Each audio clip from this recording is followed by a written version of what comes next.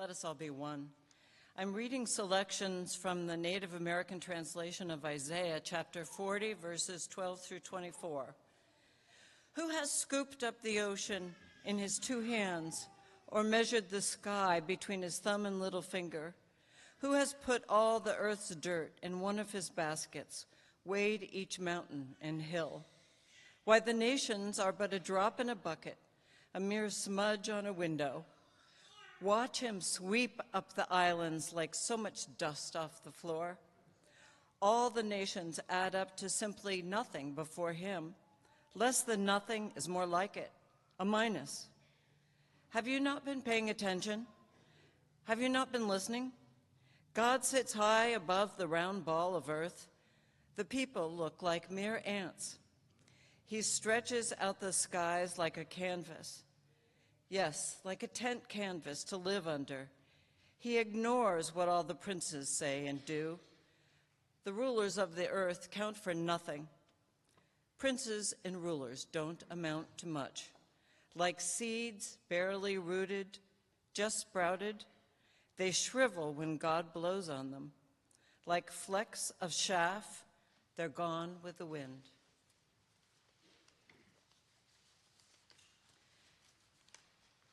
Next is a reading from the letter of Chief Seattle. The president in Washington, he writes, sends word that he wishes to buy our land. But how can you buy or sell the sky, the land? The idea is strange to us. If we do not own the freshness of the air and the sparkle of the water, how can you buy them? Every part of the earth is sacred to my people. This we know. Earth does not belong to us. We belong to the earth. All things are connected like the blood that unites us all. We did not weave the web of life. We are merely a strand in it. Whatever we do to the web, we do to ourselves. One thing we know, our God is also your God. One thing we know, which white people may one day discover, our God is the same God. You may think that you own God as you wish to own our land, but you cannot. God's compassion is equal for red people and white. One thing we know, there is only one God.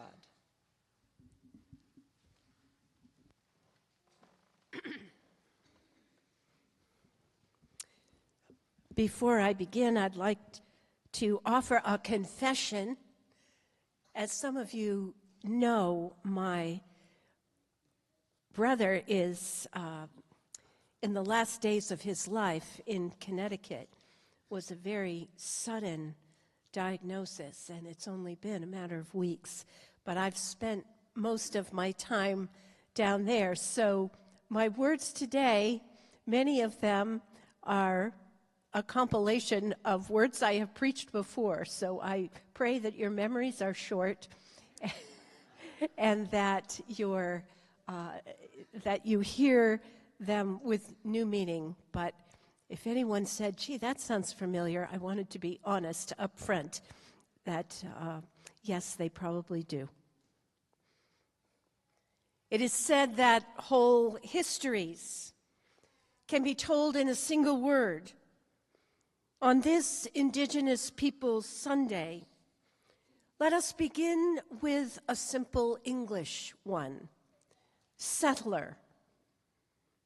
It's a fine word for most of us, reminiscent of colonial frontiersmen and women of ardent missionaries hacking farms, fields, and dwellings out of forests, building communities to fund and manage and Christianize this daring life in the wilderness.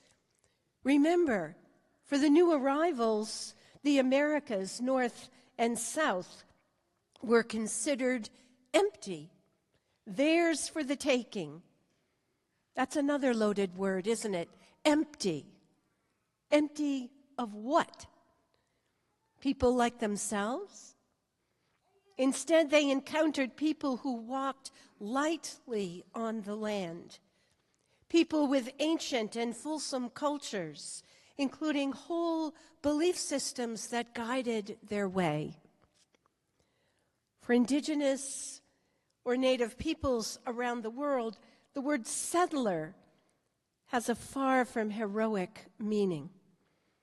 It's a word that holds within it echoes of violence and domination and physical dislocation, cultural annihilation and spiritual subjugation. America, it is said, is a nation of immigrants, and it seems as if we don't even like them. But this is not true. America, like every colonial enterprise, began as a nation of settlers, individuals whose mission it was not to blend in with the prevailing culture, but to conquer it. Immigrants came later in the form of those who sought to embrace, not replace, the land of their dreams. Well, I know our hearts are aching for the violence and devastation taking place in the Middle East and in Israel right now. It must be noted the British occupation of Palestine in 1948 involved the displacement of millions of its indigenous citizens who were relocated to refugee camps that exist to this day. My land, your land, their land, our land, Ukraine's land, Russia's land. Whatever happened to the Creator's land? Joshua storms into Canaan. Constantine waves the Christian flag over his conquering armies. Centuries of conquistadors and colonists have simply assumed that might equals right. And the rest, as we say, is history. There is a second word that holds the history of an entire people in its name. It comes from the Anishinaabe tribe. The word is Nikanagina. Nikanagina. From their earliest stories, the Anishinaabe and tribes throughout the Americas understood themselves as related not to each other but to all of creation. The animate and inanimate world is one, each charged with a sacred duty to care for one another. I love the legend of the clan that overhunted the deer in their region. Soon they discovered that the deer had all left. During the ensuing winter of cold and hunger, they realized their greed had driven the deer away. So in the spring, the tribe sent out runners to find them. And in a great ceremonial act, the deer and the humans agreed to cohabit the land once again, as long as mutual respect was maintained. Nikanagina, we are all kin. We all have something to give and something to gain when need and respect are in perfect balance. As Chief Seattle writes in our reading this morning, this we know, earth does not belong to us, we belong to the earth.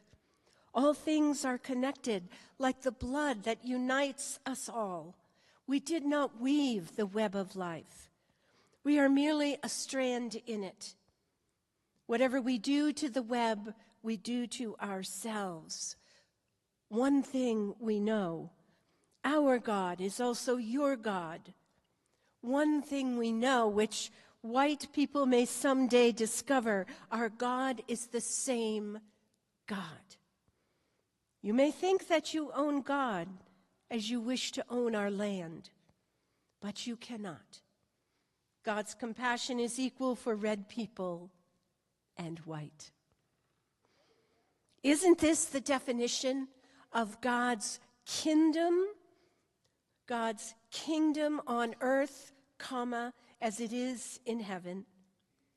What would it mean today to embrace this notion of kinship? As I said previously, this is the Christianity the future is calling us to embrace. The tribal, consumer-driven, power-based, human-centric world we have created has got to evolve. It's got to. Indigenous peoples all over the world have shown us the way. And so has Jesus. You, me, all of us together have such a role to play in this transformation. Ambi, an Anishinaabe phrase meaning, let's go. Let's get on with it. The third word in my lexicon this morning is another English one, decolonization, or if you prefer the native version, unforgetting. Decolonization refers to undoing the effects of colonization on native peoples, be it in Asia, Africa, Australia, the Hawaiian Islands, the Americas. The passing of colonialism has been both peaceful and violent, but it is never unwarranted. Decolonization includes making amends, restoring protected land, ensuring legal systems exist to safeguard indigenous cultures and people. And it can even involve sometimes making reparations. For indigenous people, decolonization means unforgetting, reclaiming the truth of the past, acknowledging the crimes perpetuated against First Nation citizens. But more than that, it means integrating, sharing, and embracing common values while admitting differences. It means restoring balance between all the members of God's creation. Which leads me to my last word for today, Eloheh. Eloheh, a Cherokee word meaning harmony, wholeness, abundance, and peace. Its closest synonym is the Hebrew word shalom. Shalom, meaning peace, harmony, wholeness, completeness, prosperity, welfare, and tranquility. In the Torah, the word shalom is used to describe that state of being in which one is whole or complete. It is also used to describe the act of making something whole or complete. Eloheh, shalom, both embody our aspiration and our purpose. You see, Jesus was never a Christian imperialist. Our faith is utterly compatible with that of our indigenous brothers and sisters if shalom is our true goal. Here again, these beautiful words from Isaiah, from a Native American translation. Who has scooped up the ocean in his 2 hands, or measured the sky between his thumb and his little finger? Who has put all the earth's dirt in one of his baskets, weighed each mountain and hill? Why, the nations are just a drop in the bucket, a mere smudge on a window. Watch him sweep up the islands like so much dust off the floor. All the nations add up to simply nothing before him. Less than nothing is more like it. A-. Have you not been paying attention? Have you not been listening? God sits high above the round ball of earth. The people look like mere ants. He stretches out the skies like a canvas, yes, like a tent canvas to live under. He ignores what all the princes say and do. The rulers of the earth count for nothing. Princes and rulers don't amount to too much. Like seeds barely rooted, just sprouted, they shrivel when God blows on them.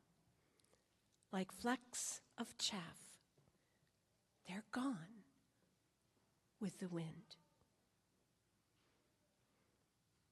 As we pause for a time of reflection, I'd like you to think about your relatives, your lineage, the ancestors that shaped you, and the cultures that shaped them.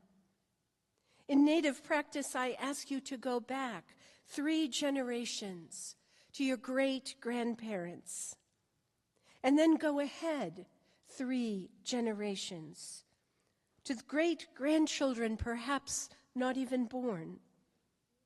7 generations of inheritance and legacy. What have you received? What will you pass on? Nikinagina, Eloheh, Ambe. Let us go forth. Let us get